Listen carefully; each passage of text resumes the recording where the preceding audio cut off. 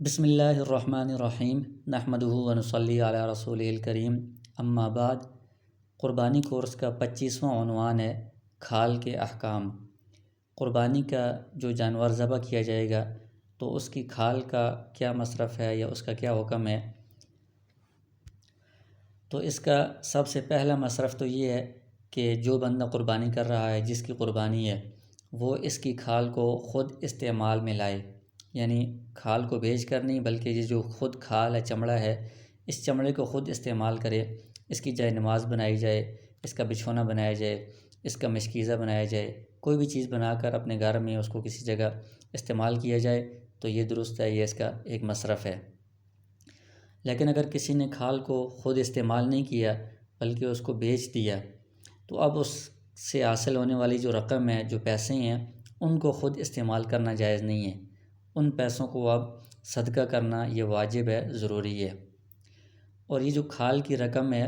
یہ کس پر صدقہ کی جائے گی؟ تو یہ اسی شخص پر صدقہ کی جا سکتی ہے، اسی شخص کو دی جا سکتی ہے جو زکوٰۃ کا مستحق ہے، یعنی وہ فقراء و مساکین جن کو زکوٰۃ دی جا سکتی ہے، انہی لوگوں کو قربانی کی کھال کی رقم دی جا سکتی ہے۔ اسی طرح جس طرح زکوٰۃ میں کسی فقیر کو مالک بنا کر دینا ضروری ہوتا ہے، اسی طرح یہ جو قربانی کی کھال کی رقم ہے، یہ بھی جو زکوٰۃ کا مستحق فقیر ہے اس کو مالک بنا کر دینا ضروری ہے، یعنی اس کی ملکیت میں، اس کے مکمل اختیار میں دے دینا ضروری ہے۔ لہٰذا ایسے کاموں میں جہاں پر کسی فقیر کی ملکیت میں یہ رقم نہیں جاتی، وہاں پر ان کھالوں کی رقم کو دینا جائز نہیں ہے۔ مثلاً مسجد کی تعمیر ہے تو مسجد کی تعمیر میں کھالوں کی رقم استعمال نہیں ہو سکتی، کیونکہ یہ کسی کی فقیر کی ملکیت میں نہیں جاتی۔ اسی طرح کسی رفاعی ادارے میں جو اسپتال کی تعمیر کر رہے ہیں یا لوگوں کو کنواں کھدوا کر دے رہے ہیں یا اس طرح کے جو کام کر رہے ہیں، عوامی سڑکیں وغیرہ بنا رہے ہیں، تو ان میں بھی قربانی کی کھال نہیں دی جا سکتی، کیونکہ یہ جو رقم ہے یہ کسی فقیر کی ملکیت میں نہیں آئے گی۔ اسی طرح اگر مدرسے میں دی جا رہی ہے تو وہ مدرسے کی تعمیر میں یا تنخواہوں وغیرہ میں اس کی رقم خرچ نہیں کی جا سکتی، کیونکہ یہ کسی کی بلا عوض کسی کی ملکیت میں یہ رقم نہیں جا رہی۔ البتہ مدرسے میں جو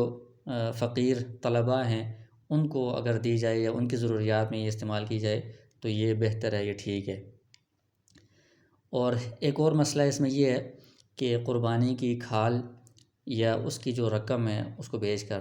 اس کو کسی کام کی اجرت میں دینا جائز نہیں ہے۔ مثلاً جو قصائی ہے، جو جانور کو ذبح کر رہا ہے، اس کو اجرت میں کھال دے دیجئے تو کہ تم کھال لے جاؤ، یہ بالکل جائز نہیں ہے، حدیث میں اس سے منع کیا گیا ہے۔